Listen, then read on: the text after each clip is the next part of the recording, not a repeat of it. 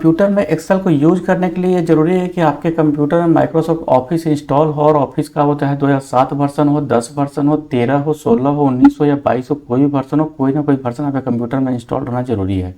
अगर आपके कंप्यूटर में इंस्टॉल्ड नहीं है माइक्रोसॉफ्ट ऑफिस, तो उसके लिए फिर अलग प्रक्रिया, उसके लिए मैं अलग से एक वीडियो बनाऊँगा जिसमें आपको मैं डिटेल से बताऊँगा कि कैसे आप जो है एक्सेल डाउनलोड कर सकते हैं और इंस्टॉल कर सकते हैं। तत्काल मेरे कंप्यूटर में एक्सेल 2016 इंस्टॉल है और मैं एक्सेल 2016 यहाँ पे लिखता हूँ सर्च बार पर और इसको क्लिक करके मैं इसको खोल लेता हूँ। जैसे ही आप एक्सेल खोलेंगे कुछ इस तरह का आपको स्क्रीन दिखाई देगा आपके डेस्कटॉप पे। एक्सेल कुछ इस ढंग से खुला होगा। एक्सेल को हम सबसे पहले समझें कि ये जो इसका स्टार्टअप स्क्रीन है, इसमें क्या क्या होता है और कितने इसके टुकड़े होते हैं और किसका क्या इस्तेमाल है। सबसे पहले हम ऊपर की ओर चलते हैं। इसमें ये जो पोर्शन आप देख रहे हैं, ये पोर्शन है क्विक एक्सेल टूल बार, जिसमें आप अपने हिसाब से इसको कस्टमाइज कर सकते हैं। आगे के वीडियोज़ में आपको इसका भी आगे के और वीडियोज़ देखेंगे तो आपको इसके बारे में डिटेल से समझ में आएगा।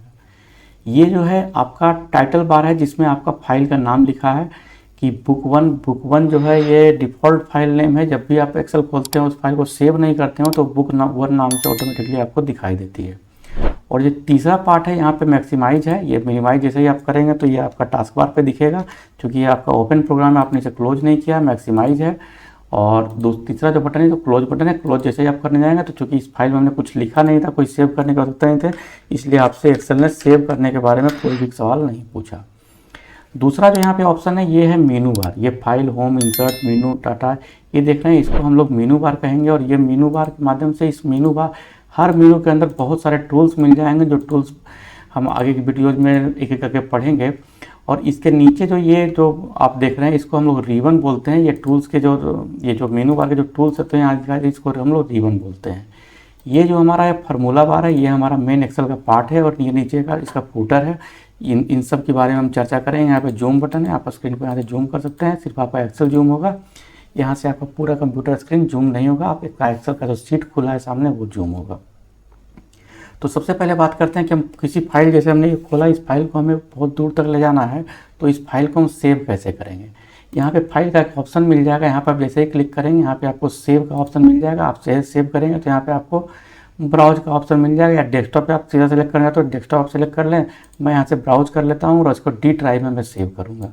डी ड्राइव में, और मान लो माई फर्स्ट एक्सेल वर्कशीट। अब ये हमारा फाइल सेव हो गया है। और ये काम आप कंट्रोल एस बटन से भी कर सकते हैं। जैसे ही कंट्रोल एस बटन आप दबाते तो आपको सेव का डायलॉग बॉक्स ऑटोमेटिकली खुल जाता। बाकी आपका ये फाइल अभी तत्काल सेव हो गया। आप अगर लोकेशन देखना चाहते हैं तो फाइल आपके देखिए डी ड्राइव में ऑटोमेटिकली आपके जाकर सेव हो गई होगी। देखिए यहाँ पे माई फर्स्ट एक्सेल वर्कबुक नाम से ये फाइल सेव हो गई है। चलिए अब चलते हैं अपने एक्सेल के स्क्रीन पे। एक्सेल क्या है, एक्सेल जो है ना सेल्स में बटा होता है। ये सारे जो क्लिक करने के बाद जो ये आगे बढ़ रहे हैं, ये सारे अलग अलग सेल्स हैं और हर सेल का एक एड्रेस है। वो एड्रेस आपको यहाँ पे एड्रेस बार पे दिखाई दे रहा होगा। जैसे देखिए इस सेल का जो एड्रेस है वो है A1। आगे मैं पढ़ता हूँ, यहाँ B1, यहाँ C1, यहाँ D1, यहाँ E1, इसी तरह से E2, E3, E4, E5, E6, E7, E8। अब समस्या ये है कि इसमें आखिर ये सेल्स हैं कितने। तो एक्सेल में सेल्स कितने हैं, इसलिए मैं थोड़ा सा इसको स्क्रॉल कर लूँगा ताकि आप, और यहाँ पे आपको करना है राइट क्लिक। सॉरी, यहाँ पे आपको जैसे ही आप क्लिक करके यहाँ रखेंगे तो आप यहाँ पढ़ सकते हैं, यहाँ पे 10,48,576 रो हैं और 16,384 कॉलम्स हैं। मतलब ये जो रो है ये 10 लाख, कंट्रोल इन करने पे भी नहीं जाएगा, डॉक्यूमेंट में बना लूँगा उसके बाद आपको देख पाएंगे। ये जितना ही स्क्रॉल करते चलेंगे तो समझ लीजिए 10 लाख। आप अंदाजा लगा सकते हैं कि एक सीट में कितने सारे डॉक्यूमेंट आप, मतलब कितने सारे डाटा आप एक्सेल सीट में रख सकते हैं। इसका अंदाज़ा आपको इस पर राइट क्लिक करने के बाद इस पर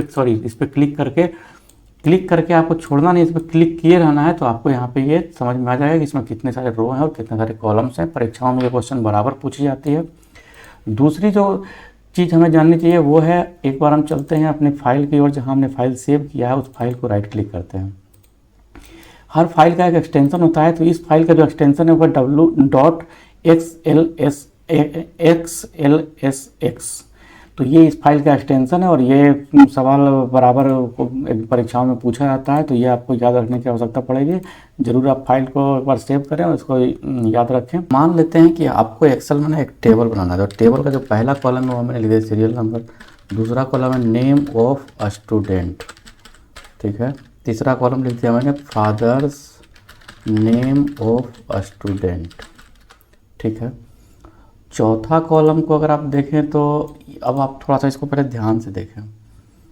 नेम ऑफ स्टूडेंट जो है ये आगे बढ़ा हुआ लेकिन दिख नहीं रहा है हमको, और फादर्स नेम ऑफ स्टूडेंट जो है ये भी पूरा नहीं दिख रहा है, पूरा विजिबल ही नहीं हो रहा है यहाँ पे। फिर यहाँ पे ये लग रहा है फादर्स नेम ऑफ स्टूडेंट, लग रहा है कि इसमें इन कर गया, लेकिन ऐसा नहीं है। जैसे आप डबल क्लिक करेंगे तो आपको ये समझ में आया कि ये सी फोल्ड जो आपको C1 है इसी के अंदर में लिखा हुआ है। अब उसके बाद हम लिखते हैं डेट ऑफ बर्थ, उसके बाद लिखते हैं नेम ऑफ कोर्स, उसके बाद लिखते हैं और क्या लिखते हैं पैन नंबर, उसके बाद देते हैं, चलिए इतना ही ठीक है, काफ़ी है। अब आपको क्या है ना कि आप इसको पहले मैं एक कॉपी बना लेता हूँ, इसकी कॉपी वॉपी ये सब आगे आप बनाना सीखेंगे। अभी मैं फटाफट कॉपी बना लेता हूँ। चलिए मैंने कॉपी बना ली इसकी एक शीट 1 में। अब मान लीजिए कि आप यहाँ पे जाएंगे ये पोर्शन थोड़ा सा जूम करने की होता है। आप यहाँ पे जाकर जैसे ही डबल क्लिक करेंगे ना, ये देखिए ये आपका जो आपका टेक्स्ट था उस टेक्स्ट के अनुसार इसका साइज ऑटोमेटिकली सेट कर दिया। और अगर यही काम तीनों को एक साथ सेलेक्ट कर लें और तब यहाँ डबल क्लिक करें तो भी देखिए ये सेट कर दिया। जितना में इसका टेक्स्ट लिखा होता उतना में सेट कर दिया। देखने में अगर थोड़ी दिक्कत हो रही है तो आप इसको यहाँ पे सेलेक्ट कर लें और यहाँ पे जो होम टैब के अंदर ये जो बॉर्डर का ऑप्शन है यहाँ पे आप ऑल बॉर्डर लगा लें तो आपको काफ़ी इजीली और आसानी से यहाँ पे ये विजिबल होगा। देखिए ये सारा सेट हो गया। यहाँ से आप चाहें तो इसको सेंटर कर लेंगे तो सेंटर में आ जाएगा, हॉरिजॉन्टल सेंटर, वर्टिकल सेंटर, खैर इसकी चर्चा भी हम आगे भी करेंगे। तो ये जो था ये तरीका क्या है कि यहाँ पे आप डबल क्लिक करेंगे तो जैसे ही उसको आप छोटा बड़ा कर सकते हैं। मान लीजिए कि आपको चाहिए नहीं नेम ऑफ स्टूडेंट थोड़ा हमको लगता है कि छोटा है, बार बार इसमें बड़ा बड़ा नाम लगाकर लिखना होगा तो काफ़ी में समस्याएं होंगी। तो आप ये क्या कर सकते हैं, यहाँ पे जैसे ही आप माउस को लेके जाएंगे ओवर करेंगे यहाँ पे तो देखिए माउस का कुछ इस प्रकार से कर्सर बन जाएगा। यहाँ आपको माउस को प्रेस किए रहना और इसको आगे बढ़ाना है। तो देखिए इस सेल का जो आकार था वो आपका बड़ा हो गया। उसी तरह से इसको अगर आपको इधर से बढ़ाना है तो जहाँ पे भी है उस सेल के, लेकिन आपको ध्यान रखना कि यहाँ करने से नहीं होगा, ये आपको ऊपर का जो हेडिंग है यहाँ पे करने से होगा। यहाँ पे जाएंगे माउस को जैसे यहाँ ओवर करेंगे तो कुछ इस प्रकार का, जैसे आप स्क्रीन पे देख पा रहे हैं, इस प्रकार का माउस का सिंबल बन जाएगा। जैसे ही सिंबल बना आप लेफ्ट क्लिक को प्रेस किए रहें और प्रेस करने के दौरान ही आप इसको आगे बढ़ाएं तो ये आपका सेल छोटा या बड़ा हो जाएगा। इसी तरह से आपको आवश्यकता पड़ सकती है चौड़ाई बढ़ाने की। इस सेल मान लीजिए थोड़ा सा आपको लग रहा है छोटा है तो आप इसको बिल्कुल यहाँ से इस प्रकार, जैसे आप हॉरिजॉन्टल में करते जस्ट वैसे ही आप वर्टिकल में कर सकते हैं। अब देखिए ये थोड़ा सेटिंग इसका गड़बड़ हो गया, ये नीचे आ गया। इसको आप सेलेक्ट करें और ये वर्टिकल सेंटर है तो ये बीच में ले लेगा इसको ऑटोमेटिकली। ये तो था पहला तरीका। दूसरा क्या है, ये बाद में आपको याद आया कि अरे सबसे पहले तो डेट ऑफ एडमिशन एक कॉलम हमें देना चाहिए था, यहाँ पे हमने नहीं दे पाया। तो आपको क्या करना है, जिसके पहले ऐड करना है उसके ऊपर जाके यहाँ राइट क्लिक करना है और यहाँ पे जाके इंसर्ट कर देना है। यहाँ पर इंसर्ट करेंगे ब्लैंक सेल ऑटोमेटिकली यहाँ बन जाएगा और उसका नाम भी हो जाएगा, इसका नाम ऑटोमेटिकली सी हो जाएगा। यहाँ पे हम कर दें डेट ऑफ एडमिशन। अब देखिए ये भी अगर सेट नहीं हो रहा है तो आप यहाँ डबल क्लिक कर लें, डेट ऑफ एडमिशन देखिए आपका सेट हो गया। और अगर 4-5 को एक साथ करना चाहते हैं तो बस एक साथ सिलेक्ट करिए, एक बार के सारा आपका एक बार में सेट हो जाएगा। तो ये आशा है कि यहाँ तक आप समझ गए होंगे, यहाँ तक आपको कोई दिक्कत नहीं होगी। जनरली लोग करते क्या है, आपको मैं एक अंतर दिखाता हूँ सेल इंसर्ट करने में। जैसे आप यहाँ पे अगर राइट क्लिक करके इंसर्ट करते हैं तो देखिए 4 ऑप्शन पूछता है, shift cell down, shift cell right, shift और इंटायर रो और इंटायर कॉलम। पहले मैं शिफ्ट सेल डाउन करता हूँ तो देखिए क्या हुआ, एक सेल उसने नीचे कर दिया, ठीक है।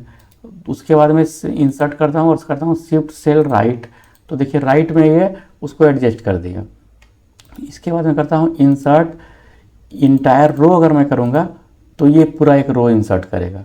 और इस रो को इंसर्ट करने का दूसरा तरीका क्या है, तो मतलब अगर आप यहाँ से सीधा इंसर्ट कर देंगे तो आपको यहाँ पे जाके 2 बार सिलेक्शन लेना होगा और इंसर्ट रो और इंसर्ट कॉलम करेंगे तो इंसर्ट रो किया। अभी आप चाहें तो इंसर्ट में जाके फिर से यहाँ पे इंटायर कॉलम कर दें तो एक कॉलम यहाँ पे ऐड हो जाएगा। तो ये 2 तरीका था कॉलम ऐड करने का। दूसरा तरीका क्या बताया था मैंने, ये यहाँ पे इंसर्ट करेंगे तो आपका सीधा यहाँ पे देखिए एक और यहाँ पे इंसर्ट हो गया। तो एक तरीका है इंसर्ट करने का, दूसरा तरीका इंसर्ट करने का ये है। अगर आप चाहते हैं कि यहाँ पर एक इंसर्ट करना है तो सीधा आप इंसर्ट करें यहाँ पे। अब ये सिर्फ आपको देखना पड़ेगा कि राइट में करना है कि डाउन में करना है। अगर राइट में करना है तो यहाँ, और अगर डाउन में करना है तो यहाँ। चलिए ये तो हो गया हमारे कुछ काम की बातें। अब मान लीजिए मैं इसको एडजस्ट नीचे कर दूँ और ये ठीक है, मैंने कंट्रोल टी दबाया। मान लीजिए इसको मुझे कॉपी करना है तो चलिए अभी कंट्रोल टी की बात छोड़ते हैं, अभी कॉपी पेस्ट में कर लेता हूँ इसको, ठीक है। और इस सेल को मैं अभी तत्काल डिलीट कर देता हूँ। ठीक है, सॉरी इंसर्ट कर दिया मैंने, इसको मैं अभी राइट क्लिक करके डिलीट कर देता हूँ। चलिए ठीक है, ये पैन कार्ड को मैं यहाँ पे कंट्रोल एक्स करके यहाँ रख देता हूँ। ठीक है, अब देखिए बहुत सारे कॉलम्स क्या है ना, सेट नहीं हो रहे हैं इसमें, देख रहे हैं बहुत सारा कॉलम में जो है आपका ये एडजस्ट नहीं होता। इसका एक बड़ा अच्छा ऑप्शन है ये रैप टेक्स्ट, देख रहे हैं आप, होम टैब में मिल जाएगा आपको ये रैप टेक्स्ट। आप यहाँ से रैप टेक्स्ट कर दें, देखिए जो आपका सेल का साइज होगा उस सेल में आपके डाटा को ये एडजस्ट कर देगा। ये सबसे बड़ी खासियत है रैप टेक्स्ट की।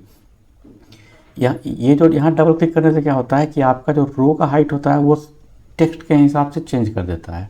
और रैप टेक्स्ट क्या करता है कि आपके सेल के साइज के हिसाब से टेक्स्ट को 1 लाइन 2 लाइन 3 लाइन या 4 लाइन जितनी भी आवश्यकता उसको होती है उतनी लाइन्स में वो एडजस्ट कर देता है। तो ये रैप टेक्स्ट और ये आपका ये जो अलाइनमेंट करने का तरीका है ये दोनों ही बहुत महत्वपूर्ण चीज़ें हैं एक्सेल में। आगे की वीडियोज़ में हम और इसके बारे में बहुत सारा देखेंगे। आशा है वीडियो आपको अच्छा लगा होगा। Thank you.